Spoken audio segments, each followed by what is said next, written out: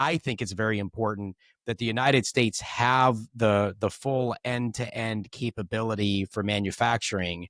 And it looks to me like you guys are doing that with the partnership of Corning upstream, then actually making the cells correct in Rockdale, which is what you're calling the G2 Austin plant, but close enough, like 50 miles or so from Austin. I believe at the like near the old Alcoa site. You could talk some Correct. about that. Yep, yep, And then yep. putting it together in Wilmer, south of Dallas. So you're really kind of doing that like soup to nuts, end to end, full supply Yeah. chain. No? Look, when we acquired these assets at the end of last year, what we acquired was, at that point in time, the world's most modern solar module manufacturing facility. And that's operational, that's up and running. We also That's acquired, Dallas, right? that's That's Dallas. G1 in Dallas. That's Yeah. Okay. 5 Yep. gigawatts solar module manufacturing, G1 Dallas.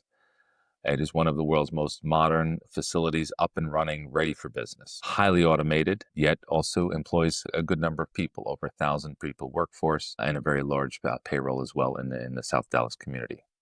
And Dan, that thousand jobs. Pardon the interruption. That 1,000 jobs is current or that's projected? Current. That is current. Currently, 1,000 We're currently Texans over employed in South 1,200. Dallas. That's Yeah. correct. That's correct. And with the acquisition, we also acquired a polysilicon supply agreement to supply gigawatts of polysilicon to be the initial part of the chain. Now, we did announce earlier that we have the arrangement and the contracts with Hemlock to convert that polysilicon contract in part to wafers. So in order to complete the chain, you're basically taking the polysilicon, which is ingots and then wafers. Then you're taking the cells, and then you're taking the modules to the end module of the solar panel. So when you think about the solar chain, you're going from the polysilicon, ingots and wafers, cells, and modules. What this acquisition did was we purchased the module plant, which just gets us to the end customer use. You mentioned the market size of 50 to 60 gigawatts. This plant is about 10% of the US. On the polysilicon side, we wanted to secure American polysilicon in order to supply an American module plant.